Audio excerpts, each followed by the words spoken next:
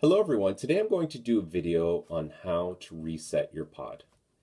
Resetting your pod is basically like realigning, squaring up the pod after a crash or when you're building your car for the first time. You want to make sure that your pod is nice and square and there's no tweaks whatsoever. If you have a tweaked pod, you're going to have issues with your 1/12 scale.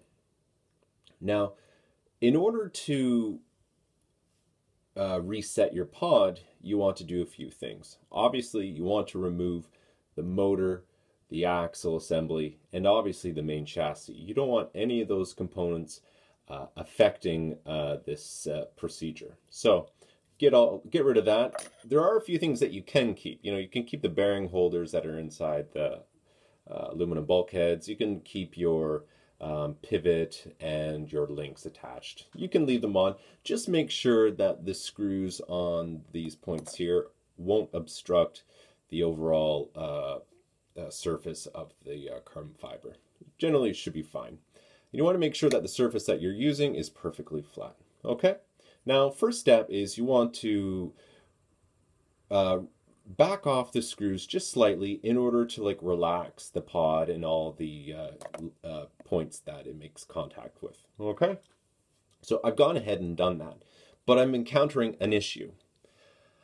Now, the way that this pod is designed, the three points here on this on these bulkheads, this point, and this point are all machined evenly. But the point up here where the carbon fiber damper stay bolts onto, and also over here, but particularly on this side, it's machined a lot lower, so I'm going to have this rocking motion, which is not good. So what I'm going to have to do is I'm going to have to reintroduce the this carbon fiber damper stay. And so it's quite easy to do.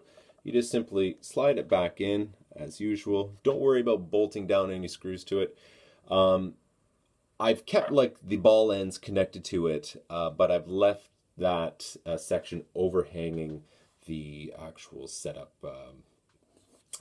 the setup board here. Okay, so let's get to it. So I've loosened all the screws. I even loosened off the bulkhead bracing here. You do the same with your carbon fiber cross brace as well. All right. So let's get to it. Let's just make sure everything's all nice and flat. I like to take a ride height gauge, which is nice and flat as well, and just put some pressure down and just snug up the screws. You don't have to crank them down. Do it in an X pattern, like so. All right, like so.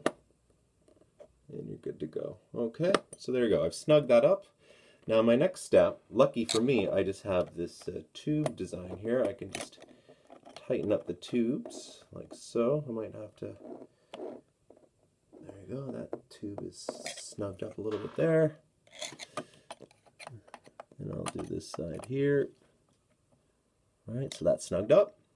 So now all 1, 2, 3, 4, 5, 6 points of contact that secure this pod assembly have now been secured. So now I'll go ahead and give them a little bit more of a tighten. Once again in the X pattern. There you go. You can do that cross brace there and there. And I'm finished. So there you have it. Now, what you want to do is you just want to check to make sure that the pod is not rocking at any point, and it's good to go. So now your pod is nice and square. All right, so you won't have any problems with any handling going on in the rear end of your car. Now, if you do have a crash, if you hit the boards, there might be a chance that that pod has shifted, so you might have to redo it again. Okay, bye-bye.